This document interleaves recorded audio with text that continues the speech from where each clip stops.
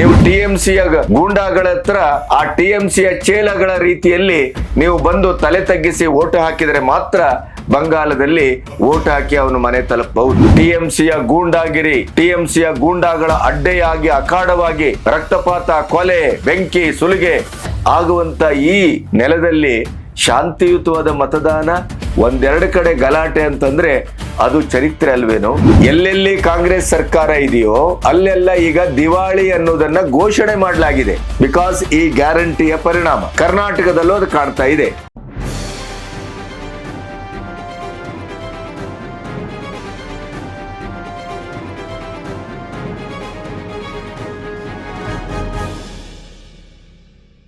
ನಮಸ್ತೆ, B Ganapati news ಚಾನೆಲ್ಗೆ ಸ್ವಾಗತ.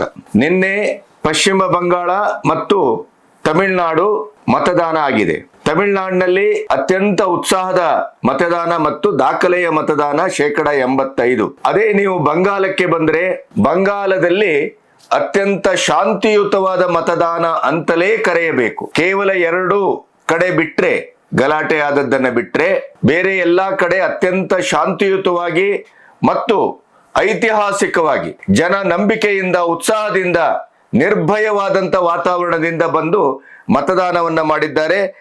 ದಾಖಲೆಯ ಮತದಾನ 91.74% ಮತದಾನ ಆಗಿದೆ. ಬಂಗಾಲದ ಇತಿಹಾಸದಲ್ಲಿ ಯಾವತ್ತೂ ಕೂಡ ಈ ರೀತಿಯ ಒಂದು ಘಟನೆ ದಾಖಲಾದದ್ದೇ ಇಲ್ಲ. ಗೂಂಡಾಗಿರಿ, booth capture, hijack, bomb, vote ಮಾಡಲು ಬರ್ತಾನೆ ಇರಲಿಲ್ಲ, ಬಂದವ್ರ ಮೇಲೆ ಹಲ್ಲೆ, ಆಮೇಲೆ ಇವಿಎಂಗೆ ಒಂದು ಪರ್ಫ್ಯೂಮ್ ಅಮ್ಮ ಹಾಕುದು. ಆ ಪರ್ಫ್ಯೂಮ್ ಹಾಕುದು ಯಾಕೆ ಅಂತಂದ್ರೆ ಹೊರಗೆ ಬಂದಾಗ ವೋಟ್ ಮಾಡಿದ ವ್ಯಕ್ತಿಯನ್ನ ಮೂಸಿ ನೋಡಿ ಅವನು ಆ ಪರ್ಫ್ಯೂಮ್ ನ ಪರಿಮಳ ಬಂದ್ರೆ ಬಚಾವ್, ಇಲ್ಲದೆ ಇದ್ರೆ ಆ ಚುನಾವಣೆಯ ನಂತರ ಟಿಎಂಸಿ ಗೆದ್ದು ಅಧಿಕಾರಕ್ಕೆ ಬಂದ ನಂತರ ಅವನನ್ನ ಊರು ಬಿಡಿಸುವಲ್ಲಿಯವರೆಗೆ, ಆ ಕುಟುಂಬ ಊರು ಬಿಟ್ಟು ಹೋಗುವಲ್ಲಿಯವರೆಗೆ ಹಿಂಸೆಯ ತಾಂಡವ ನಡೀತಾ ಇತ್ತಲ್ಲಿ. ಪ್ರತಿ ಒಂದು ಮನೆಯಲ್ಲೂ ಭಯದ ವಾತಾವರಣ. ಯಾರೂ ಕೂಡ ನಿರ್ಭಯವಾಗಿ ಬೂತಿಗೆ ಬಂದು ವೋಟ್ ಹಾಕುವ ಪರಿಸ್ಥಿತಿ ಇರಲಿಲ್ಲ. ನೀವು ಟಿಎಂಸಿಯ ಗೂಂಡಾಗಳ ಹತ್ರ ಆ ಟಿಎಂಸಿಯ ಚೇಲಗಳ ರೀತಿಯಲ್ಲಿ ನೀವು ಬಂದು ತಲೆ ತಗ್ಗಿಸಿ ವೋಟ್ ಹಾಕಿದರೆ ಮಾತ್ರ ಬಂಗಾಲದಲ್ಲಿ ವೋಟ್ ಹಾಕಿ ಅವನು ಮನೆ ತಲುಪಬಹುದು. ಇಲ್ಲದೆ ಇದ್ರೆ ಅಸಾಧ್ಯ ಅನ್ನುವಂತ ವಾತಾವರಣ ಅಲ್ಲಿತ್ತು. ಅಂದ್ರೆ ಮಮತಾ ಬ್ಯಾನರ್ಜಿಯವರ ಒಂದು ಜಹಗೀರು ಅನ್ನುವ ರೀತಿಯಲ್ಲಿ 15 ವರ್ಷಗಳಿಂದ ಬಂಗಾಲ ಅವರ ಕಪಿಮುಷ್ಟಿಯಲ್ಲಿ ಇತ್ತು. ಮಧ್ಯಾಹ್ನ 1 ಗಂಟೆಯ ಹೊತ್ತಿಗೆ ಬೂತ್ಗಳೆಲ್ಲ ಖಾಲಿ. ಆಮೇಲೆ ಇವರು ಒತ್ತಿದ್ದೇ ವೋಟುಗಳು. ಎಂತೆಂತ ವಿಡಿಯೋಗಳನ್ನ ನಾವು ನೋಡಿದ್ದೇವೆ. ಇವೆಲ್ಲವನ್ನ ಗಮನಿಸಿದ್ರೆ 91.74% ಮತದಾನ ಆಗಿದೆ. ಸಾಲು ಸಾಲುಗಟ್ಟಿ ನಗನಗತ ಯಾವುದೇ ಭಯ ಇಲ್ಲದೇನೆ ವಾತಾವರಣದಲ್ಲಿ ನಿನ್ನೆ ವೋಟ್ ಮಾಡಿದ್ದಂಥದ್ದನ್ನ ಗಮನಿಸಿದ್ದೇವೆ. ಈ ಸಂದರ್ಭ ಅಲ್ಲಿ ಹೇಗೆ ಸಾಕ್ಷಿ ಆಯ್ತು? ಬಂಗಾಲದಲ್ಲಿ ಇಂಥ ಇತಿಹಾಸದ ಸೃಷ್ಟಿ ಹೇಗೆ ಸಾಧ್ಯ? ಒಂದು ಚುನಾವಣಾ ಆಯೋಗದ ದೂರದರ್ಶಿತ್ವ ಬಿಗಿಯಾದಂತ ವಾತಾವರಣವನ್ನ ಸೃಷ್ಟಿಸಿದ್ದು, ಅದರ ಜೊತೆಗೆ ಕೇಂದ್ರ ಭದ್ರತಾ ಪಡೆಗೆ ನಾವು ಸೆಲ್ಯೂಟ್ ಅನ್ನ ಹೊಡಬೇಕು. 2,40,000ಕ್ಕೂ ಹೆಚ್ಚು ಪ್ಯಾರಾಮಿಲಿಟರಿ ಪಡೆ ಅಲ್ಲಿ ಬಂದು ಬೀಡು ಬಿಟ್ಟಿತ್ತು. ಮನೆ ಮನೆಗೆ, ಗಲ್ಲಿ ಗಲ್ಲಿಗೆ ಹೋಗಿ ಹ್ಯಾಂಡ್ ಮೈಕ್ ಅಲ್ಲಿ ಯಾವುದೇ ರೀತಿಯಲ್ಲೂ ನೀವು ಭಯಕ್ಕೆ ಪಡಬೇಕಾಗಿಲ್ಲ, ಯಾವುದೇ ರೀತಿಯಲ್ಲೂ ಹಿಂಸಾತ್ಮಕ ವಾತಾವರಣ ಆಗೋದಿಲ್ಲ, ನಿಮ್ಮ ಮೇಲೆ ಯಾವ ದಾಳಿಯೂ ನಡೆಯುವುದಿಲ್ಲ, ನಿರ್ಭಯವಾಗಿ ನಿಶ್ಚಿಂತೆಯಿಂದ ನೀವು ಬಂದು ಮತವನ್ನ ಚಲಾಯಿಸಬಹುದು. ಮತ್ತೆ ಬೂತ್ ಅಲ್ಲಿ ಯಾವ್ಯಾವ ರೀತಿಯ ಪ್ರಿಕಾಷನರಿ ಮೆಜರ್ ಅನ್ನ ತೆಗೆದುಕೊಂಡ್ರು ಅಂತ ಹೇಳಿ ಹಳೆ ವಿಡಿಯೋದಲ್ಲಿ ನಾವು ಹೇಳಿದ್ದೇವೆ. ಅಂದ್ರೆ ಇಂಚು ಅಲ್ಲಿ ಯಾವುದೇ ರೀತಿಯ ಒಂದು ಗಲಾಟೆ ಆಗದೆ ಇದ್ದ ಹಾಗೆ ಮತದಾನವನ್ನ ಮಾಡುವಂತ ಒಂದು ವಾತಾವರಣವನ್ನ ಚುನಾವಣಾ ಆಯೋಗ, ಕೇಂದ್ರ ಭದ್ರತಾ ಪಡೆ ಸಹಯೋಗದಲ್ಲಿ ಅದ್ಭುತವಾಗಿ ಮಾಡಿದೆ. ದುರಂತ ಅಂದ್ರೆ ನಮ್ಮ ಮಾಧ್ಯಮಗಳು 1-2 ಘಟನೆ ಆದದ್ದನ್ನೇ ಮಾರಾಮಾರಿಯಲ್ಲಿ ಮತದಾನ, ಗೂಂಡಾಗಿರಿಯಲ್ಲಿ ಮತದಾನ, ನಮ್ಮ ಮಾಧ್ಯಮಕ್ಕೆ ಒಂದು ಮತಿಭ್ರಮಣೆ. ಅದು ಅವರಿಗೆ ನೆಗೆಟಿವ್ ಆದಂತ ಅಂಶಗಳನ್ನ ತೋರಿಸದೇ ಇದ್ರೆ ತಿಂದ ಅನ್ನ ಜೀರ್ಣ ಆಗೋದಿಲ್ಲ. ಅಲ್ಲಿ ಆದಂತ ಒಂದು ಶಾಂತಿಯುತವಾದ ಮತದಾನ, ಚಾರಿತ್ರಿಕವಾದ ಮತದಾನ. ಬಾಂಗ್ಲಾದಲ್ಲಿ ಫೆಬ್ರವರಿ 12ಕ್ಕೆ ಮತದಾನ ಆಯ್ತು, ಚುನಾವಣೆ ಆಯ್ತು. ನೀವು ಗಮನಿಸಿದ್ದೀರಿ ಅಲ್ಲಿ ಯಾವ ರೀತಿ ಬೆಂಕಿ, ಯಾವ ರೀತಿ ಬೂತ್ಗಳನ್ನ ಕ್ಯಾಪ್ಚರ್ ಮಾಡಿದ್ರು, ಯಾವ ರೀತಿ ಗಲಾಟೆ ಆಯ್ತು. ಅದೇ ರೀತಿಯ ಮತದಾನ ಬಂಗಾಲದಲ್ಲಿ ಆಗ್ತಾ ಇದ್ದಂಥದ್ದು ಇತಿಹಾಸ. 2011, 2016, 2021 ಈ ಮೂರು ಒಂದು ಚುನಾವಣೆಯಲ್ಲಿ ಸಮೀಕ್ಷೆಯನ್ನ ಮಾಡಿದಂತ, ವರದಿಯನ್ನ ಮಾಡಿದಂತ ಹಿರಿಯ ಪತ್ರಕರ್ತರು ನಿನ್ನೆ ಕೆಲವು ರಾಷ್ಟ್ರೀಯ ಮಾಧ್ಯಮಗಳಲ್ಲಿ ಮಾತಾಡಿದ್ರು, ಭಾವೋದ್ವೇಗಗೊಂಡಿದ್ರು, ಅವರು ಭಾವುಕರಾಗಿದ್ರು. ಬಂಗಾಲದಲ್ಲೂ ಇಂಥ ಒಂದು ವಾತಾವರಣವನ್ನ ನಾವು ನೋಡ್ತೇವೆ ಅಂತ ನಾವು ಅಂದುಕೊಂಡೇ ಇರಲಿಲ್ಲ. ಅಂತ ಒಂದು ಅದ್ಭುತವಾದಂತ ಶಾಂತಿಯುತವಾದಂತ ವಾತಾವರಣದಲ್ಲಿ ಮತದಾನ ಆಗಿದೆ. ನಾ ಭೂತೋ ನಾ ಭವಿಷ್ಯತಿ. ನಾವು ನಂಬಲಿಕ್ಕೆ ಆಗ್ತಾ ಇಲ್ಲ. ನಾವು 2011 ನೋಡಿದ್ದೇವೆ, 2016 ನೋಡಿದ್ದೇವೆ, 2021 ನೋಡಿದ್ದೇವೆ. ಆದರೆ ನಾವು ನೋಡಿರದ ಬಂಗಾಳಕ್ಕೆ ನಾವು ಸಾಕ್ಷಿಯಾಗಿದ್ದೇವೆ ಅಂತಂದ್ರು. ಬಂಗಾಲದಲ್ಲಿ ಇಡೀ ಬಂಗಾಲವೇ ಮತದಾನದ ಹೊತ್ತಲ್ಲಿ ಟಿಎಂಸಿಯ ಗೂಂಡಾಗಿರಿ, ಟಿಎಂಸಿಯ ಗೂಂಡಾಗಳ ಅಡ್ಡೆಯಾಗಿ ಅಖಾಡವಾಗಿ ರಕ್ತಪಾತ, ಕೊಲೆ, ಬೆಂಕಿ, ಸುಲಿಗೆ ಆಗುವಂತ ಈ ನೆಲದಲ್ಲಿ ಶಾಂತಿಯುತವಾದ ಮತದಾನ, ಒಂದೆರಡು ಕಡೆ ಗಲಾಟೆ ಅಂತಂದ್ರೆ ಅದು ಚರಿತ್ರೆ ಅಲ್ವೇನೋ? ನಮ್ಮ ಮಾಧ್ಯಮಗಳು ಏನ್ ಮಾಡ್ತವೆ, ಆ ಗಲಾಟೆ ಆದಲ್ಲೇ ಫೋಕಸ್ ಮಾಡಿ ಒಂದು ಬಂಗಾಲ ಬೇರೆಯೇ ಆದಂತ ವಿಭಿನ್ನವಾದಂತ ಒಂದು ಚರಿತ್ರೆಗೆ ಸಾಕ್ಷಿಯಾದದ್ದನ್ನ ಮರೆಸುವ ಪ್ರಯತ್ನ ಮಾಡ್ತವೆ. ಇದು ದುರಂತ. ಇನ್ನು ಜನ ನೆಮ್ಮದಿಯಿಂದ, ಉತ್ಸಾಹದಿಂದ ದಾಖಲೆಯ ಮತದಾನಕ್ಕೆ ಸಾಕ್ಷಿಯಾಗಿದ್ದಾರೆ ಅಂತಂದ್ರೆ ಟಿಎಂಸಿ ಮತ್ತು ಬಿಜೆಪಿಯ ಮಧ್ಯೆ ಹಣಾಹಣಿಯ ಜಿದ್ದಾಜಿದ್ದಿಯ ಪೈಪೋಟಿ ಏನ್ ನಡೀತಾ ಇದೆ, ಆ ದೃಷ್ಟಿಯನ್ನ, ಆ ಹಂಗಾಮವನ್ನ ಗಮನಿಸಿದ್ರೆ ಬಿಜೆಪಿಗೆ ಲಾಭ ಆಗ್ತದೆಯೇ? ಈ 91.74% ಮತದಾನದ ಭರ್ಜರಿಯ ಜನರ ಉತ್ಸಾಹದ ಮತದಾನ ಬಿಜೆಪಿಯನ್ನ ಅಧಿಕಾರಕ್ಕೆ ತರತ್ತೆ ಅನ್ನುವಂತ ತೀರ್ಮಾನಕ್ಕೆ ಬರಬಹುದೇ ಅಂತಂದ್ರೆ ಅಲ್ಲ. ಯಾಕೆಂತಂದ್ರೆ ಒಂದು ನಾಣ್ಯಕ್ಕೆ ಎರಡು ಮುಖ ಇದೆ. ಈ ಭರ್ಜರಿಯ ಮತದಾನ, ದಾಖಲೆಯ ಮತದಾನ, ಚಾರಿತ್ರಿಕ ಮತದಾನ, ಶಾಂತಿಯುತವಾದಂತ ಮತದಾನ ಕೇವಲ ಬಿಜೆಪಿಯ ವಿಜಯದ ಪತಾಕೆಯನ್ನ ಹಾರಿಸ್ತದೆ ಅಂತಲೇ ನಾವು ವ್ಯಾಖ್ಯಾನಿಸಿದರೆ ಅದು ಮೂರ್ಖತನ ಆಗತ್ತೆ. ಯಾಕೆ ಅಂತಂದ್ರೆ SIR ಆದಂತ ಸಂದರ್ಭದಲ್ಲಿ ಮೊದಲಾಗಿ 11.6% ಈ ಕೊಟ್ಟಿ ಮತದಾರಿಕೆ ಅಥವಾ ಈ ಬಾಂಗ್ಲಾ ನುಸುಳುಕೋರರ ಮತದಾರಿಕೆ ಅಲ್ಲಿ ಕಟ್ ಆಫ್ ಆಯ್ತು. ಒಟ್ಟು ಮತ ಸಂಖ್ಯೆಯಲ್ಲಿ ಈ ಕೊಟ್ಟಿ ಮತ ಸಂಖ್ಯೆ ಏನಿತ್ತು 11.6%, ಅದು ಅಲ್ಲಿಗೆ ಮೊದಲ ಹಂತದಲ್ಲೇ ಡಿಲೀಟ್ ಆಯ್ತು. ಈಗ ಇದರ ಶುದ್ಧೀಕರಣದ ಪರ್ಯಾಯವಾದಂತ ಓಟುದಾರರು ಬಂದು ವೋಟ್ ಮಾಡಿದ್ದಾರೆ ಅನ್ನೋದೇ ಇವತ್ತಿನ ಒಂದು ದೊಡ್ಡ ವಿಶ್ಲೇಷಣೆ. ಭಾರೀ ಸಂಖ್ಯೆಯಲ್ಲಿ ಕೇಂದ್ರದಿಂದ 2,40,40,000 ಒಂದು ಸಿಬ್ಬಂದಿಯನ್ನ, ಭದ್ರತಾ ಸಿಬ್ಬಂದಿಯನ್ನ ಅಳವಡಿಸಿದ್ದು ಮತ್ತೆ ಅಲ್ಲಿ ಸರಿಯಾದ ರೀತಿಯ ಕಾರ್ಯಾಚರಣೆಯನ್ನ ಮಾಡಿದ್ದು. ಅದು ಎಂಥ ಕಾರ್ಯಾಚರಣೆ ಈ ಸರಿ ಚುನಾವಣಾ ಆಯೋಗ ಕೈಗೊಂಡದ್ದು ಅಂತಂದ್ರೆ, ಚೈನಾ ಹಿಂದೆ ಗುಲ್ವಾನಾ ನಂತರ ಆದಂತ ಘರ್ಷಣೆಯಲ್ಲಿ, ಭಾರತ ಮತ್ತು ಚೈನಾಕ್ಕೆ ಆದಂತ ಆತ್ಯಂತಿಕವಾದ ಘರ್ಷಣೆಯಲ್ಲಿ ನಮ್ಮ ಸೇನಾಪಡೆ ಅಲ್ಲಿ ನಿಯೋಜಿಸಿದ್ದು ಕೇವಲ 1,50,000 ಸೈನಿಕರನ್ನು ಮಾತ್ರ. ಆದರೆ ಬಂಗಾಲದ ಒಂದು ಗ್ರೌಂಡ್ ರಿಯಾಲಿಟಿ ಯಾವ ರೀತಿ ಇತ್ತು, ಚುನಾವಣೆ ಸಂದರ್ಭದಲ್ಲಿ ಇರ್ತದೆ ಅನ್ನೋದರ ಒಂದು ಗಮನ ಇದ್ದಂತ ಚುನಾವಣಾ ಆಯೋಗ ಇಲ್ಲಿ 2,40,000 ಪ್ಯಾರಾಮಿಲಿಟರಿ ಸೈನಿಕರನ್ನ ನಿಯೋಜಿಸಿತ್ತು. ಪ್ರತಿಯೊಬ್ಬರ ಕೈಯಲ್ಲಿ AK-47. ಅಷ್ಟಾಗಿಯೂ 2 ಕಡೆ ಗಲಾಟೆ ನಡೆದಿದೆ. ಅದನ್ನ ಕೊನೆಗೆ ತಹಬಂದಿಗೆ ತರಲಾಗಿದೆ. ಇನ್ನು ಇದರಿಂದ ಈ ಮತದಾರರ ಬಹಳ ದೊಡ್ಡ ವಿಶ್ವಾಸವನ್ನ ಚುನಾವಣಾ ಆಯೋಗ ವೃದ್ಧಿಸಿದೆ, ನಿರ್ಭಯವಾದ ವಾತಾವರಣವನ್ನ ಹುಟ್ಟುಹಾಕಿದೆ. ಆದರೆ ಇದು ಕೇವಲ ಈ ರೀತಿಯ ಮತದಾನ ಬಿಜೆಪಿಗೆನೇ ಅದು ಲಾಭ ಆಗತ್ತೆ, ಬಿಜೆಪಿ ಅಧಿಕಾರಕ್ಕೆ ಬರುತ್ತೆ ಅಂತ ತರ್ಕಿಸುವ ಹಾಗೆ ಇಲ್ಲ. ಇಲ್ಲಿ ಇನ್ನೊಂದು ಮುಖವೂ ಇದೆ. ಭರ್ಜರಿಯಾದಂತ ಮತದಾನ ಯಾಕೆ ಆಗಿರಬಹುದು ಅಂತ ಯೋಚನೆ ಮಾಡಿದ್ರೆ ಟಿಎಂಸಿಯ ಪ್ರೊಪಗಾಂಡ ಒಂದು, ಎರಡನೇದು ಬಿಜೆಪಿ. ನೋಡಿ, ಮತದಾನದ ನಿನ್ನೆಯೂ ಕೂಡ ಅಮಿತ್ ಶಾ ಭರ್ಜರಿಯಾದ ರೋಡ್ ಶೋ ಮಾಡಿದ್ದಾರೆ. ಈಗ ಎರಡನೇ ಮತದಾನ ಆಗಬಹುದಾದಂತ ಏಪ್ರಿಲ್ 29ರ ಆ ಎರಡನೇ ಮತದಾನದ ಸಂದರ್ಭಕ್ಕೆ ತಕ್ಕಾಗಿ ಪ್ರಚಾರವನ್ನ ಮಾಡಿದ್ದಾರೆ. ಇನ್ನು ಮೋದಿ ಅವರು ಬಹಳ ಅದ್ಭುತವಾದಂತ ಒಂದು ಕೌಂಟರ್ ಅನ್ನ ಪ್ರತಿದಿನವೂ ಕೊಡ್ತಾ ಇದ್ದಾರೆ. ಇದರ ಅರ್ಥ ಏನು ಅಂತಂದ್ರೆ, ಅಲ್ಲಿಯ ಮುಸ್ಲಿಂ ಬಂಧುಗಳಿಗೆ ಒಂದಂತೂ ಖಾತ್ರಿಯಾಗಿದೆ, ಟಿಎಂಸಿಗೆ, ಮಮತಾ ಬ್ಯಾನರ್ಜಿ ಅವರಿಗೆ ಎಂದಿಗಿಂತ ಅಂದ್ರೆ ಹಿಂದಿನ 3 ಚುನಾವಣೆಗಿಂತ ಈ ಚುನಾವಣೆ ನಿರ್ಣಾಯಕ. ನಾವೇನಾದ್ರೂ ಸಂಘಟಿತರಾಗಿ ಧ್ರುವೀಕೃತವಾಗಿ ವೋಟನ್ನ ಮಾಡದೇ ಇದ್ರೆ ಈ ಸರಿ ನಮ್ಮ ಬಂಗಾಲ ಅಂತ ಅವರು ಕರೆಯುವ ಮುಸ್ಲಿಂ ಬಂಧುಗಳು, ರೋಹಿಂಗ್ಯಾಗಳು ಇವರೆಲ್ಲರೂ ನಮ್ಮ ಬಂಗಾಲ ಅಂತೇನು ಕರೀತಾರೆ, ಆ ನಮ್ಮ ಬಂಗಾಲ ನಮ್ಮ ಮಮತಾ ಬ್ಯಾನರ್ಜಿಯವರಿಂದ ಕೈ ತಪ್ಪುವುದು ಗ್ಯಾರಂಟಿ. ಬಿಜೆಪಿ ಆ ರೀತಿಯ ಒಂದು ಸಂಘಟಿತವಾದಂತ ಪ್ರಯತ್ನವನ್ನ, ಹೋರಾಟವನ್ನ ಗ್ರಾಸ್ ರೂಟ್ ಲೆವೆಲ್ ಅಲ್ಲಿ ಮಾಡಿದೆ ಅನ್ನೋದು ಅವರಿಗೆ ಅರಿವಾಗಿದೆ. ಹಾಗಾಗಿನೇ ಮುಸ್ಲಿಂ ಬಾಹುಳ್ಯ ಎಲ್ಲೆಲ್ಲಿ ಇದೆಯೋ ಅಲ್ಲಿ ದಾಖಲೆಯ ಮತದಾನ ಆಗಿದೆ. ಇದನ್ನ ನಾವು ಬಹಳ ಗಂಭೀರವಾಗಿ ಗಮನಿಸಬೇಕು. ಇಲ್ಲಿ ದಾಖಲೆಯ ಮತದಾನ ಮತ್ತೆ ನಿರ್ಭಯ ವಾತಾವರಣದಲ್ಲಿ ಪ್ರತಿಯೊಬ್ಬರು ಬಂದು ಮತದಾನ ಮಾಡಿದ್ದಾರೆ ಅನ್ನುವುದರ ಅರ್ಥ ಬಿಜೆಪಿಯೇ 100ಕ್ಕೆ 100 ಅಧಿಕಾರಕ್ಕೆ ಬರುತ್ತೆ ಅಂತ ಈ ಸಂದರ್ಭದಲ್ಲಿ ಹೇಳಲಿಕ್ಕೆ ಸಾಧ್ಯ ಇಲ್ಲ. ಯಾಕೆಂತಂದ್ರೆ ಅಲ್ಲಿಯ ಮುಸ್ಲಿಮರು ಧ್ರುವೀಕರಣಗೊಂಡಿದ್ದಾರೆ. ಅವರು ಟಿಎಂಸಿಯನ್ನ ಶತಾಯಗತಾಯ ಏನಕ್ಕೇನ ಉಳಿಸಲೇಬೇಕು ಅನ್ನುವ ಒಂದು ಹಠಕ್ಕೆ ಬಿದ್ದ ಹಾಗೆ ಕಾಣುತ್ತೆ. ಅಲ್ಲಿ ಮತದಾನ ಅದನ್ನು ಹೇಳ್ತಾ ಇದೆ. ಇದರ ಮಧ್ಯೆಯೂ ಕೂಡ ಪರ್ಯಾಯವಾಗಿ ಇನ್ನೊಂದು ನೋಟವೂ ಅಲ್ಲಿರುವುದು ಸತ್ಯ. 72% ಹಿಂದೂಗಳು, ಬಹುಸಂಖ್ಯಾತರು, ನಿರ್ಣಾಯಕರು.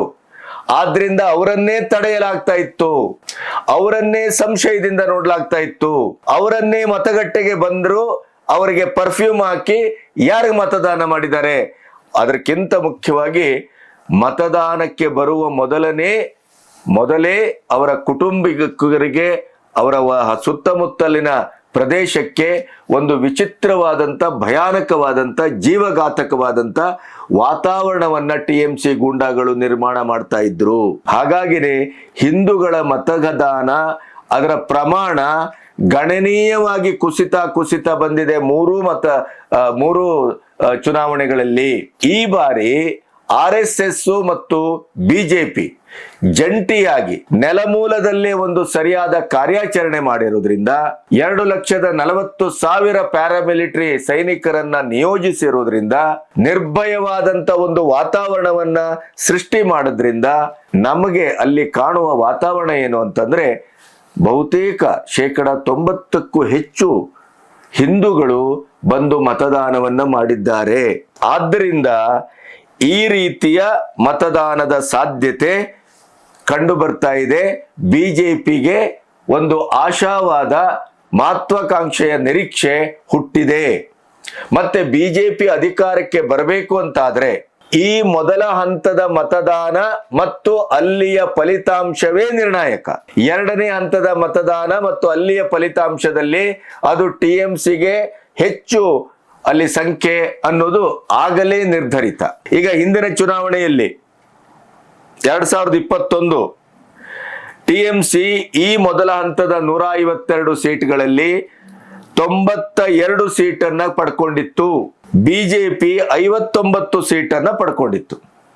ಈಗಾಗಲೇ ಸಮೀಕ್ಷೆಯ ಆಧಾರದಲ್ಲಿ ನಾವು ಕಳೆದ ವಿಡಿಯೋದಲ್ಲಿ ಹೇಳಿದ ಹಾಗೆ, ಮತ್ತೆ ಅವರೊಟ್ಟಿಗೆ ರಾಜಕೀಯ ಸಲಹೆಗಾರರಾಗಿದ್ದಂತ ಘೋಷಾಲ್ ಅವರು, ಆಪ್ತರು, ಮಮತಾ ಬ್ಯಾನರ್ಜಿ ಅವರ ಪೊಲಿಟಿಕಲ್ ಸ್ಟ್ರಾಟಜಿಯನ್ನ ಹಿಂದೆ ಚುನಾವಣೆಗಳಲ್ಲಿ ನಿರ್ವಹಿಸ್ತಾ ಇದ್ದಂತ ಘೋಷಾಲ್ ಅವರು ಹೇಳುವ ಪ್ರಕಾರ ಈ ಮೊದಲ ಹಂತದಲ್ಲಿ 100-102 ಸೀಟನ್ನ ಬಿಜೆಪಿ ಪಡ್ಕೊಳ್ತದೆ.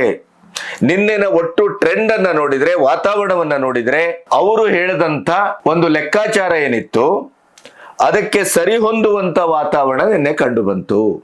ಹಾಗಾಗಿ ಈ 152 ಸೀಟಿನ ಮೊದಲ ಹಂತದಲ್ಲಿ ಬಿಜೆಪಿ 100ರ ಗಡಿಯನ್ನ ದಾಟಿದರೆ ಪಶ್ಚಿಮ ಬಂಗಾಳದ ಅಧಿಕಾರದ ಚರಿತ್ರೆ ಬದಲಾಗುವ ಲಕ್ಷಣ 99%. ಹಾಗಾಗಿ ನಿನ್ನೆನ ಉತ್ಸಾಹಿತ ಮತದಾನ, ದಾಖಲೆಯ ಮತದಾನ ಬಿಜೆಪಿಗೂ ವರವಾಗಬಹುದು, ಇಲ್ಲ ಅಂತಲ್ಲ. ಆದರೆ ಇನ್ನೊಂದು ಕಡೆ ಮುಸ್ಲಿಂ ಮತದಾನ ಕೂಡ ಒಗ್ಗಟ್ಟಿನಿಂದ ಧ್ರುವೀಕೃತವಾಗಿ ಅತಿ ಹೆಚ್ಚಿನ ಒಂದು ಸಂಖ್ಯೆಯಲ್ಲಿ ಆಗಿರುವುದು ಕೂಡ ಟಿಎಂಸಿಗೂ ಕೂಡ ಆಶಾವಾದವನ್ನ ಹುಟ್ಟುಹಾಕಿದೆ. ಹಾಗಾಗಿ ಮೇ 4ರವರೆಗೆ ಯಾವ ರೀತಿಯ ಒಂದು ತೀರ್ಮಾನಕ್ಕೂ ಬರಲಿಕ್ಕೆ ಸಾಧ್ಯ ಇಲ್ಲವೇನೋ ಅಂತ ಅನ್ನಿಸ್ತಾ ಇದೆ. 2ನೇ ಹಂತದ ಮತದಾನದ ಸಂದರ್ಭದಲ್ಲಿ ಬಿಜೆಪಿ ಹೆಚ್ಚಿನ ನಿರೀಕ್ಷೆಯನ್ನು ಇಟ್ಕೊಳ್ಳುವಾಗಿಲ್ಲ. ಇಲ್ಲಿ 142 ಸೀಟಿಗೆ ಚುನಾವಣೆ ನಡೆಯುತ್ತದೆ. ಹಿಂದೆ ಬಿಜೆಪಿ 18 ಮಾತ್ರ ಇಲ್ಲಿ ಗಳಿಸ್ಕೊಂಡಿತ್ತು. 40% 45% ಇಲ್ಲಿ ಸೀಟನ್ನ ಈ ಸಾರಿ ಬಿಜೆಪಿ ನಿರೀಕ್ಷೆ ಮಾಡಬಹುದು ಅನ್ನೋದು ಇಲ್ಲಿವರೆಗಿನ ಸಮೀಕ್ಷೆ. ಯಾಕೆಂತಂದ್ರೆ ಇದು TMCಯ ಅಡ್ಡ. ಇಲ್ಲಿ ಹೆಚ್ಚಿನ ಸೀಟನ್ನ ಅವರು ಪಡೆಯಲಿಕ್ಕೆ ಸಾಧ್ಯ ಇಲ್ಲ. ಹಿಂದೆ 18 ಸೀಟು, 142ರಲ್ಲಿ 18 ಅಂತಂದ್ರೆ ಬಿಜೆಪಿಯ ಓಟು ಪಡೆಯುವ, ಆ ಮೂಲಕ ಸೀಟನ್ನ ದಕ್ಕಿಸಿಕೊಳ್ಳುವ ಪ್ರಮಾಣ ಬದ್ಧತೆ ಎಷ್ಟು ಕ್ಷೀಣವಾಗಿದೆ ಅನ್ನೋದನ್ನ ನೀವು ಗಮನಿಸಬಹುದು. ಇನ್ನು ಬಂಗಾಳದ ಎಲೆಕ್ಷನ್ನಿಗೆ ಅತ್ಯಂತ ರೋಚಕವಾದಂತ ತಿರುವು ಕೊಟ್ಟದ್ದು ಮೋದಿಯವರು ಸ್ಟ್ರೀಟ್ ಅಲ್ಲಿ ಜಾಲ್ಮುರಿ ತಿಂದದ್ದು. ಅದನ್ನೇ ಇಟ್ಟುಕೊಂಡು ನಿನ್ನೆ ಬಂಗಾಳದ ಮಮತಾ ಬ್ಯಾನರ್ಜಿ ಅವರಿಗೆ ಟಾಂಗ್ ಕೊಟ್ಟಿದ್ದಾರೆ. ಜಾಲ್ಮುರಿ ತಿಂದದ್ದು ನಾನು, ಆದ್ರೆ ಉರಿ ಬಿದ್ದದ್ದು ಮಮತಾ ಬ್ಯಾನರ್ಜಿ ಅವರಿಗೆ. ಮೇ 4ರಂದು ನಾವು ಎಲ್ಲರಿಗೂ ಜಾಲ್ಮುರಿಯನ್ನು ಹಂಚುತ್ತೇವೆ, ಮಿಠಾಯಿಯನ್ನು ಹಂಚುತ್ತೇವೆ. ಯಾಕೆ ಅಂತಂದ್ರೆ TMCಯ ಎಕ್ಸ್ಪೈರಿ ಡೇಟು ಅವತ್ತು ಮುಗಿತದೆ. ಇದು ನಿನ್ನೆ ಮೋದಿಯವರು ಬಹಳ ಅದ್ಭುತವಾಗಿ ಮಮತಾ ಬ್ಯಾನರ್ಜಿ ಅವರಿಗೆ ಕೊಟ್ಟಂತ ಟಾಂಗ್ ಇದು. ಇನ್ನು ಮೋದಿಯವರು ಬಿಜೆಪಿ ಅಲ್ಲಿ ಭರ್ಜರಿಯಾದ 10 ಗ್ಯಾರಂಟಿಗಳನ್ನ ಘೋಷಿಸಿದೆ. 2ನೇ ಹಂತದ ಮತದಾನಕ್ಕೆ ಪೂರಕವಾಗಿ ನಿನ್ನೆ ಮೋದಿಯವರು ಈ 10 ಗ್ಯಾರಂಟಿಗಳು ಇದು ಮೋದಿ ಕಾ ಗ್ಯಾರಂಟಿ, ಇದನ್ನೇ ಈಗ ಕಾಂಗ್ರೆಸ್ ಬಹಳ ಸ್ಪಷ್ಟವಾಗಿ, ನೇರವಾಗಿ, ಕಟುವಾಗಿ ಟೀಕಿಸಿದೆ. ಎಲ್ಲೆಲ್ಲಿ ಕಾಂಗ್ರೆಸ್ ಸರ್ಕಾರ ಇದೆಯೋ ಅಲ್ಲೆಲ್ಲ ಈಗ ದಿವಾಳಿ ಅನ್ನೋದನ್ನ ಘೋಷಣೆ ಮಾಡಲಾಗಿದೆ. ಬಿಕಾಸ್ ಈ ಗ್ಯಾರಂಟಿಯ ಪರಿಣಾಮ ಕರ್ನಾಟಕದಲ್ಲೂ ಅದು ಕಾಣ್ತಾ ಇದೆ. ಹಾಗಾದ್ರೆ ಅದನ್ನ ಟೀಕಿಸುವ ಬಿಜೆಪಿ, ಅದನ್ನ ಟೀಕಿಸುವ ಬಲಪಂಥೀಯರು ಈಗಲೂ ನಮ್ಮ ಗ್ಯಾರಂಟಿಗಳನ್ನೇ ಬಂಗಾಳದಲ್ಲಿ, ತಮಿಳುನಾಡಲ್ಲಿ, ಬೇರೆ ಬೇರೆ ಕಡೆ ನಡೀತಾ ಇರುವ ಚುನಾವಣೆಯಲ್ಲಿ ಬಿಜೆಪಿ ಅಳವಡಿಸಿಕೊಂಡಿದೆಯಲ್ಲ ಅಂತ ಟೀಕೆ ಮಾಡಿದೆ. ಹಾಗಾದ್ರೆ ಅಲ್ಲಿ ದಿವಾಳಿ ಆಗುದಿಲ್ವೇ, ಅಲ್ಲಿ ತೊಂದರೆ ಆಗುದಿಲ್ವೇ ಅನ್ನುವ ಪ್ರಶ್ನೆಯನ್ನ ಕೇಳಿದೆ. ಈ ಪ್ರಶ್ನೆಗೆ ಸದ್ಯದ ಮಟ್ಟಿಗೆ ಉತ್ತರಿಸಬೇಕು ಅಂತ ಆದ್ರೆ ಇರುವ ಉತ್ತರ ಒಂದೇ.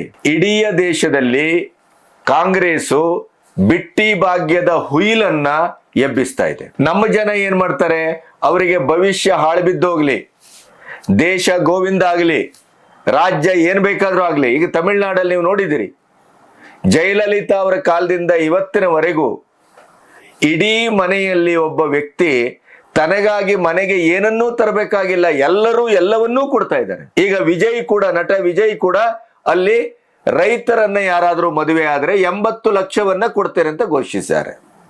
ಯಾಕಂದ್ರೆ ತಮಿಳುನಾಡಲ್ಲಿ ರೈತಾಪಿ ಯುವಕರನ್ನ ಯಾರು ಮದುವೆ ಆಗ್ಲಿಕ್ಕೆ ಇಷ್ಟಪಡ್ತಾ ಇಲ್ಲ. ಒಂದು ರೀತಿಯಲ್ಲಿ ಇದೊಂದು ಒಳ್ಳೆಯ ಹೆಜ್ಜೆ ಅಂತಲೂ ಭಾವಿಸಬಹುದು. ಆದ್ರೆ ಅವರ ಕಿಸೆಯಿಂದ ಕೊಟ್ಟರಡ್ಡಿಲ್ಲ, ಸರ್ಕಾರದಿಂದ ಕೊಡ್ಲಿಕ್ಕೆ ಶುರು ಆದ್ರೆ ಗೋವಿಂದ, ಅದು ಪ್ರಶ್ನೆ ಬೇರೆ. ಹಾಗಾದ್ರೆ ಈ ಗ್ಯಾರಂಟಿ ಯೋಜನೆಯನ್ನ ಮೋದಿಯವರು ಘೋಷಿಸಿದ್ದು ಅಪರಾಧವೇ, ತಪ್ಪೇ? ಕಾಂಗ್ರೆಸ್ಸಿಗೊಂದು ನೀತಿ, ಮೋದಿಯವರು ಘೋಷಿಸಿದಾಗ ನಮ್ಮಂತವರು ಬಾಯಿ ಮುಚ್ಕೊಂಡು ಕೂತ್ಕೋಬೇಕೆ ಅನ್ನುವಂತ ಪ್ರಶ್ನೆ ಹಲವರು ನನಗೂ ಕೇಳಿದ್ದಾರೆ. ಆದ್ರೆ ನಾನು ಯೋಚಿಸಿ ಉತ್ತರ ಕೊಡುವುದಿದ್ರೆ, ಇಡೀ ಮಾಬು ಇವತ್ತು ಬಿಟ್ಟಿ ಭಾಗ್ಯಕ್ಕೆ ಜೊಲ್ಲು ಸುರಿಸ್ತಾ ಭಾರತದ ಭವಿಷ್ಯವನ್ನಾಗ್ಲಿ, ರಾಜ್ಯದ ಭವಿಷ್ಯವನ್ನಾಗ್ಲಿ ಯಾವುದನ್ನು ಯೋಚನೆ ಮಾಡ್ದೇನೆ ಕಣ್ಣು ಮುಚ್ಕೊಂಡು ಹೋಗಿ ಬಟನ್ ಒತ್ತುತ್ತಾರೆ ಅಂತ ಆದ್ರೆ, ನೀವು ತತ್ಕಾಲಕ್ಕಾದ್ರೂ, ತಾತ್ಪೂರ್ತಿಕವಾಗಿ ಆದ್ರೂ, ಇಡೀ ಮಾಬ್ ಅನ್ನ ಸೆಳೆಯುವ ಕಾರಣಕ್ಕಾದ್ರೂ ಕಾಂಗ್ರೆಸ್ಸಿಗೆ ನೀವು ಟಕ್ಕರ್ ಕೊಡಬೇಕು, ಸವಾಲ್ ಹಾಕಬೇಕು ಅಂತ ಆದ್ರೆ, ನೀವು ರಚನಾತ್ಮಕವಾದಂತ, ಧನಾತ್ಮಕವಾದಂತ ಯೋಜನೆಗಳನ್ನ ಇಟ್ಟುಕೊಂಡು ಹೊರಟ್ರೆ ಆಗತ್ತೇನು? ಇಂಪಾಸಿಬಲ್ ಅದು. ಅಂತ ಒಂದು ವಾತಾವರಣವನ್ನ ಕಾಂಗ್ರೆಸ್ ಇಡೀ ದೇಶದಲ್ಲಿ ಹುಟ್ಟುಹಾಕಿದೆ. ಬಿಟ್ಟಿ ಭಾಗ್ಯದಿಂದಲೇ ನಾನು ರಾಜ್ಯವನ್ನ ಗೆಲ್ತೇನೆ, ಮತಚೋರಿ ಎನ್ನುವ ಘೋಷಣೆಯನ್ನ ಕೂಗ್ತಾನೆ ನಾನು ರಾಜ್ಯವನ್ನ ಗೆಲ್ತೇನೆ ಅಂತ ಹೊರಟಂತ ರಾಹುಲ್ ಗಾಂಧಿ ಅವರ ಐಡಿಯಾ, ಅದಕ್ಕೆ ಮುಳ್ಳಿನಿಂದ ಮುಳ್ಳನ್ನೇ ತೆಗಿಬೇಕು ಹೊರತು ನೀವು ಮುಳ್ಳನ್ನ ಕೈಯಿಂದ ತೆಗಿಲಿಕ್ಕೆ ಆಗುದಿಲ್ಲ. ಹಾಗಾಗಿ ತಾತ್ಕಾಲಿಕವಾಗಿ ಬಿಟ್ಟಿ ಭಾಗ್ಯಕ್ಕೆ ಬಿಟ್ಟಿ ಭಾಗ್ಯವನ್ನೇ ಘೋಷಿಸಬೇಕು. ಭವಿಷ್ಯದಲ್ಲಿ ಅದನ್ನ ಬೇರೆ ಯಾವ್ದಾದ್ರೂ ರೀತಿಯಲ್ಲಿ ಮ್ಯಾನೇಜ್ ಮಾಡ್ತಾ, ಅದನ್ನ ಜನರಿಗೆ ಮನವರಿಕೆ ಮಾಡಿಕೊಡ್ತಾ ದೇಶ ಕಟ್ಟುವ ಕೆಲಸವನ್ನ ಮಾಡಬೇಕೇ ಹೊರತು, ಈಗ ನೀವು ನಾನು ಸುಬಗ, ನಾನು ಬಿಟ್ಟಿ ಭಾಗ್ಯವನ್ನು ಘೋಷಿಸುವುದಿಲ್ಲ ಅಂತ ಬಿಜೆಪಿಯವರೋ, ಮೋದಿಯವರೋ ಅಥವಾ ಯಾರೋ XYZ ಕೂತ್ರೆ, ಈ ಕಾಂಗ್ರೆಸ್ಸಿನ ಇಡೀದಾದಂತ ಬಿಟ್ಟಿ ಭಾಗ್ಯದ ಈ ರಾಕ್ಷಸ ಎದುರಾಳಿಗಳನ್ನ ಸಂಪೂರ್ಣವಾಗಿ ನುಂಗಿ ನೀರು ಕುಡಿಯುವುದರಲ್ಲಿ ಯಾವುದೇ ಸಂಶಯ ಇಲ್ಲ. ಆದ್ರಿಂದಲೇ ಈ ಹೊತ್ತಿನಲ್ಲಿ ಬಿಟ್ಟಿ ಭಾಗ್ಯಕ್ಕೆ ಬಿಟ್ಟಿ ಭಾಗ್ಯದ ಉತ್ತರವೇ ಪ್ರಾಯಶಃ ಅನಿವಾರ್ಯವೇನೋ, ಅದನ್ನ ಕಾರ್ಯರೂಪಕ್ಕೆ ತರುವಾಗ ಜನರನ್ನ ವಿಶ್ವಾಸಕ್ಕೆ ತೆಗೆದುಕೊಂಡು ಬೇರೆ ರೀತಿಯಲ್ಲಿ ಅದನ್ನ ಮಾಡಿಫೈ ಮಾಡಬಹುದು ಅನ್ನೋದು ನನ್ನ ಒಂದು ಅನಿಸಿಕೆ. ಇನ್ನು ಬಂಗಾಳಕ್ಕೆ ಚುನಾವಣೆ ನಿನ್ನೆ ನಡೀತಾ ಇದ್ದ ಹೊತ್ತಿನಲ್ಲೂ ಅಮಿತ್ ಶಾ ವಾರ್ ರೂಮ್ ನಲ್ಲೇ ಇದ್ರು. ಪ್ರತಿಯೊಂದು ಹಂತವನ್ನ ತೆರೆದ ಕಣ್ಣಿನಿಂದ ಅವರು ವೀಕ್ಷಿಸ್ತಾ ಇದ್ರು. ಅದರ ಮಧ್ಯೆ ಒಂದು ಮಜಾ ಇದೆ. ರಾಹುಲ್ ಗಾಂಧಿ ಅವರು ನಿನ್ನೆ ಒಂದು 2 ವಿಡಿಯೋವನ್ನ ಕಾರಲ್ಲಿ ಮಾಡಿ ಬಿಟ್ಟಿದ್ದಾರೆ. ಅದನ್ನು ಗಮನಿಸಿದ್ದೇವೆ. ಅದರಲ್ಲಿ ಬಿಜೆಪಿ ಹಾಗೆ ಸಂವಿಧಾನ ವಿರೋಧಿ, ನಾವು ಸಂವಿಧಾನದ ಪರ, ಹೇಗೆ ಸಂವಿಧಾನಾತ್ಮಕವಾಗಿ ನೋಡಿದ್ರೆ ಇಡೀ ಬಂಗಾಳದಲ್ಲಿ ಅಸಂವಿಧಾನಿಕ ಚಟುವಟಿಕೆಯೇ ನಡೀತಾ ಇದೆ ಅಂತ ಸುಪ್ರೀಂ ಕೋರ್ಟ್ ಹೇಳಿದೆ. ಸುಪ್ರೀಂ ಕೋರ್ಟ್ ಯಾವ ಮಟ್ಟಕ್ಕೆ ಬಂದಿದೆ ಅಂತಂದ್ರೆ ಮಮತಾ ಬ್ಯಾನರ್ಜಿ ಅವರು ಎಷ್ಟೊತ್ತಿಗೂ ಅರೆಸ್ಟ್ ಆಗಬಹುದು ಅನ್ನುವಂತ ಹಂತದಲ್ಲಿ ನಿಂತಿದೆ. ಅದವ್ರಿಗೆ ಕಣ್ಣಿಗೆ ಕಾಣೋದಿಲ್ಲ. ಅದಕ್ಕಿಂತ ವ್ಯಂಗ್ಯ ಅಂತಂದ್ರೆ ಇಂಡಿ ಕೂಟದಲ್ಲಿ ಮಮತಾ ಬ್ಯಾನರ್ಜಿ ಅವರು ಒಬ್ರು, ಕೇರಳದಲ್ಲಿ ಒಬ್ರು, ಅವರು ಎಡ. ಈ ದೆಹಲಿಯ ರಾಜಕಾರಣಕ್ಕೆ ಮಮತಾ ಬ್ಯಾನರ್ಜಿ ಅವರು ಬೇಕು, ಅಲ್ಲಿ ಪಿಣರಾಯಿಯೂ ಬೇಕು. ಅದೇ ರಾಜ್ಯಕ್ಕೆ ಬಂದಾಗ ಕಾಂಗ್ರೆಸ್ ಅದರ ವಿರುದ್ಧ ಹೋರಾಟ ಮಾಡ್ತದೆ. ಇಂಥ ಒಂದು ದುರಂತ, ಇಂಥ ಒಂದು ದ್ವಂದ್ವ ಇನ್ನಿನ್ನೆ ಅವರು ಕೂಡ ಅದೇ ರೀತಿಯಲ್ಲಿ ಪ್ರತಿಕ್ರಿಯಿಸಿದ್ದಾರೆ. ಎಷ್ಟು ಮಟ್ಟಿಗೆ ಅಂದ್ರೆ ಬಿಜೆಪಿ ಅಧಿಕಾರಕ್ಕೆ ಬಂದು ಸರ್ಕಾರ ರಚನೆ ಆಗಿದೆ ಅನ್ನುವ ಮೂಡಲ್ಲಿ ಅವರು ಮಾತಾಡ್ದಂಗೆ ಕಾಣುತ್ತೆ. ಬಂಗಾಳದಲ್ಲಿ ಬಿಜೆಪಿಗೆ ಇಂಥ ಒಂದು ನೆಲೆ ದಕ್ಕುತ್ತದೆ ಅಂತಾದ್ರೆ, ಜಯ ದಕ್ಕುತ್ತದೆ ಅಂತಾದ್ರೆ ಅದಕ್ಕೆ ಮಮತಾ ಬ್ಯಾನರ್ಜಿ ಅವರ ಓಲೈಕೆ ರಾಜಕಾರಣವೇ ಕಾರಣ. ಇಲ್ಲದೆ ಇದ್ರೆ ಬಿಜೆಪಿಗೆ ಈ ಮಟ್ಟದ ಒಂದು ಅವಕಾಶ ಅಲ್ಲಿ ಸಿಗ್ತಾ ಇರಲಿಲ್ಲ. ಅಂದ್ರೆ ಆಲ್ರೆಡಿ ಬಿಜೆಪಿಗೆ ಅವಕಾಶ ಸಿಕ್ಕಿ ಆಗಿದೆ ಅನ್ನುವ ಮೂಡಲಿದ್ದಾರೆ ಅವರು. ಅದರ ಜೊತೆಗೆ ನೇರವಾಗಿ ಅವರ ಆಡಳಿತ ಫೇಲ್ ಆಗಿದೆ, ಭ್ರಷ್ಟಾಚಾರದಿಂದ ಕೂಡಿದೆ, ಕಾನೂನು ವ್ಯವಸ್ಥೆ ಫೇಲ್ ಆಗಿದೆ, ಅಸ್ತವ್ಯಸ್ತ.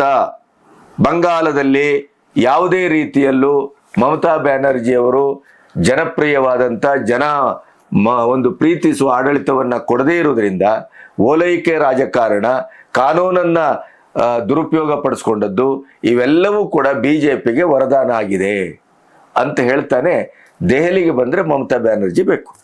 ಇನ್ನು ಕೇರಳದಲ್ಲೂ ಹಾಗೆ, ಅಲ್ಲಿ ಇಂಡಿ ಕೂಟಕ್ಕೆ ಅಲ್ಲಿ ವಿರೋಧ, ಅದೇ ದೆಹಲಿ ರಾಜಕಾರಣಕ್ಕೆ ಇಂಡಿ ಕೂಟಕ್ಕೆ ಎಡ ಬೇಕು. ಇಂಥ ಗೊಂದಲಕಾರಿ, ಒಂದು ರೀತಿಯ ದ್ವಂದ್ವಕಾರಿಯಾದಂಥ ಹೇಳಿಕೆಗಳನ್ನ ರಾಹುಲ್ ಗಾಂಧಿ ಕೊಡ್ತಾ ಇರುವಂಥದ್ದನ್ನು ಗಮನಿಸಿದರೆ ಅದು ನಗಬೇಕು ಅಳಬೇಕು ಅಂತ ಗೊತ್ತಾಗ್ತಾ ಇಲ್ಲ. ಇನ್ನು 2 ಘಟನೆ ಅಂತ ನಾನು ಹೇಳಿದೆ. ಹುಮಾಯೂನ್ ಕಬೀರ್ ಮತ್ತು TMC ಮಧ್ಯೆ ದೊಡ್ಡ ಸಂಘರ್ಷ ಆಗಿದೆ. ಅಲ್ಲಿ ಅವರ ಕಾರಿಗೆ ಕಲ್ಲು ಹಾಕಿ ತೂರಿ ಹೊಡೆಯುವ ಪ್ರಯತ್ನವನ್ನು ಮಾಡಿತ್ತು. ಪೊಲೀಸರು ಮಧ್ಯ ಪ್ರವೇಶ ಮಾಡಿ ಅದನ್ನ ತಹಬಂದಿಗೆ ತಂದಿದ್ದಾರೆ. ಇನ್ನು ಕುಮಾರ್ಗಂಜ್ನಲ್ಲಿ ಬಿಜೆಪಿ ಕ್ಯಾಂಡಿಡೇಟ್ ಸುವೇಂದು ಸರ್ಕಾರ್ ಅವರಿಗೆ ಮ್ಯಾನ್ ಹ್ಯಾಂಡಲ್ ಮಾಡಿದೆ TMC, ಪೊಲೀಸರು ಎದುರೇ ಮಾಡಿದೆ ಅಂತೂ ಹೇಳ್ತಾ ಇದ್ದಾರೆ. ಗೂಂಡಾಗಳು ಅವರು ಥಳಿಸಿದ್ದಾರೆ, ಅವ್ರಿಗೆ ಗಾಯ ಆಗಿದೆ. ಅವರು ಆ ಜೀವನವನ್ನು ತಪ್ಪಿಸ್ಕೊಳ್ಳಿಕ್ಕೆ, ಅವರಿಂದ ಒಂದು ಬಚಾವಾಗ್ಲಿಕ್ಕೆ ಅಲ್ಲಿದ್ದಂಥ ಕಲ್ಲು, ಮುಳ್ಳು, ಬಲೆ ಅಥವಾ ಗದ್ದೆ ಅಂತ ನೋಡ್ದೇನೆ ಓಡಿ ಅವರು ಜೀವವನ್ನ ಉಳಿಸ್ಕೊಂಡಂಥದ್ದು ವಿಡಿಯೋ ವೈರಲ್ ಆಗಿದೆ. ಇಷ್ಟನ್ನ ಬಿಟ್ರೆ ನಿನ್ನೆ ಪಶ್ಚಿಮ ಬಂಗಾಳದಲ್ಲಿ ಶಾಂತಿಯುತವಾದಂಥ ಮತದಾನ, ದಾಖಲೆಯ ಮತದಾನ. ಇನ್ನು ತಮಿಳುನಾಡಲ್ಲಿ ನಿಜಕ್ಕೂ ಹೇಳಬೇಕು ಅಂದ್ರೆ ಭರ್ಜರಿಯಾದ ಮತದಾನ. ಅದಕ್ಕೆ ವಿಜಯ್ ಎಂಟ್ರಿಯೇ ಕಾರಣ ಇರಬಹುದು. ಆದ್ರಿಂದ ತ್ರಿಕೋನ ಸ್ಪರ್ಧೆಯಲ್ಲಿ ನಡೀತಾ ಇದೆಯೇನೋ ಅನ್ನುವಂಥ ವಾದವು ಮಂಡಿಸಲ್ಪಡ್ತಾ ಇದೆ. 2021, 2016 74% ಮತದಾನ ಆಗಿತ್ತು. 2011ರಲ್ಲಿ ಜಯಲಲಿತಾ ಅವರ ಭರ್ಜರಿ ವಿಜಯ ಏನು ದಾಖಲಾಗಿತ್ತು, ಆವಾಗಲೂ ಆದದ್ದು 75% ಮತದಾನ. ಈ ಸರಿ 85% ಮತದಾನ ಆಗಿದೆ. ಕಾರಣ ಇದಕ್ಕೆ ತಮಿಳುನಾಡಿನ ಬಿರುಬೇಸಿಗೆ. ಅಲ್ಲಿ ಅನೌನ್ಸ್ಮೆಂಟ್ ಆಗ್ತಾ ಇದೆ, ಸಹಜವಾದ ದಿನಗಳಲ್ಲಿ 11 ಗಂಟೆ, 1 ಗಂಟೆ, 2 ಗಂಟೆ ಒಳಗೆ ಯಾರು ಹೊರಗೆ ಬರಬೇಡಿ ಅಂತ ಬಿಸಿಲ ಬೇಗೆ ಜಳ. ಆದರೂ ಕೂಡ ನಿನ್ನೆ ಜನ ಸಾಲುಗಟ್ಟಿ ಮತದಾನವನ್ನ ಮಾಡಿದ್ರು. ಇದಕ್ಕೆ ವಿಜಯ್ ಅವರೇ ಕಾರಣ ಇರಬಹುದು. ವೋಟಿಂಗ್ ಆದ ರೀತಿಯನ್ನ ಗಮನಿಸಿದ್ರೆ ಅದು ವಿಜಯ್ ಅವರ ಮೇಲಿನ ಪ್ರೀತಿಯೂ ಇರಬಹುದು. ಕಾರಣ ಕೊಡುವಂತ ಮಾಧ್ಯಮಗಳು ಏನ್ ಹೇಳ್ತವೆ ಅಂದ್ರೆ, ಕರೂರಿನಲ್ಲಿ ವಿಜಯ ರ್ಯಾಲಿಯಲ್ಲಿ ಕಾಲ್ ತುಳಿತಕ್ಕೆ ಜನ ಬಲಿಯಾದ್ರಲ್ಲ, ಬಹಳ ದೊಡ್ಡ ಗಲಾಟೆ ಆಯ್ತಲ್ಲ, ಅಲ್ಲಿ 90% ಮತದಾನ ಆಗಿದೆ. ಆಮೇಲೆ ಅಲ್ಲಿ ಮಾಧ್ಯಮಗಳು ಪ್ರತಿಯೊಬ್ಬರಿಗೂ ಮೈಕ್ ಹಿಡಿದಾಗ ವಿಜಯ್ ದಳಪತಿ ಅಂತಲೇ ಕೂಗ್ತಾ ಇದ್ರು. ಹಾಗಾಗಿ ವಿಜಯ್ ಕೊನೆಗೂ ತಮಿಳುನಾಡಿನಲ್ಲಿ ಸರ್ಕಾರ ರಚನೆಯ ಸಂದರ್ಭ ನಿರ್ಣಾಯಕವಾದಂಥ ಪಾತ್ರವನ್ನು ವಹಿಸುವ ಸಾಧ್ಯತೆಗಳು ಬಹಳ ನಿಚ್ಚಳವಾಗಿದೆ. ತ್ರಿಕೋನ ಸ್ಪರ್ಧೆ ಅಲ್ಲಿ ಕಂಡು ಬರ್ತಾ ಇದೆ. ಹಾಗಾಗಿ ಈ ಎರಡೂ ಕಡೆ ಬಿಜೆಪಿ ಒಂದು ಕಡೆ ತಮಿಳುನಾಡಿನ ಅಲಯನ್ಸ್ಗೂ ಮತ್ತು ಸ್ವತಂತ್ರವಾಗಿ ಪಶ್ಚಿಮ ಬಂಗಾಳದಲ್ಲಿ ಅಧಿಕಾರಕ್ಕೆ ಬರುವ ಸೂಚನೆಗಳು ಬಿಜೆಪಿಗೆ ಕಂಡು ಬರ್ತಾ ಇದೆ. ಒಂದಂತೂ ಸತ್ಯ, ಚುನಾವಣಾ ಆಯೋಗ ಮತ್ತು ಭದ್ರತಾ ಪಡೆಯ ಜಂಟಿ ಕಾರ್ಯಾಚರಣೆಯಲ್ಲಿ ಇಡೀಯದಾಗಿ ಟಿಎಂಸಿಗೆ ಮಣ್ಣು ಮುಕ್ಕಿಸಿದ್ದಾರೆ. ಮಮತಾ ಬ್ಯಾನರ್ಜಿಯವರ ಇಡೀ ಕಬಂದ ಬಾಹುವಿನ ಆ ಜಹಗೀರನ್ನ ತುಂಡರಿಸಲಾಗಿದೆ, ಚಿಂದಿ ಮಾಡಲಾಗಿದೆ. ಶಾಂತಿಯುತವಾದಂಥ ನಿರ್ಭಯವಾದಂಥ ಮತದಾನ ಆಗಿದೆ. ಈ ಮಟ್ಟದಲ್ಲಿ ಒಂದು ಮತದಾನ, ದಾಖಲೆಯ ಮತದಾನ ಆಗಿದೆ ಅಂತಾದರೆ ಅದು ಬಂಗಾಲದ ಬದಲಾವಣೆಯ ದಟ್ಟವಾದ ಸೂಚನೆ, ಬದಲಾಗುವ ಹೊಸ ಚರಿತ್ರೆಯ ನಿರ್ಮಾಣವಾಗುವ ಸಂಕ್ರಮಣದ ಸ್ಥಿತಿ ಮತ್ತು ಇದೊಂದು ಆಶಾದಾಯಕ ಸ್ಥಿತಿ ಅನ್ನೋದನ್ನು ನಾವು ಈ ಹೊತ್ತಿನಲ್ಲಿ ಹೇಳಬಹುದು. ನಮಸ್ತೆ.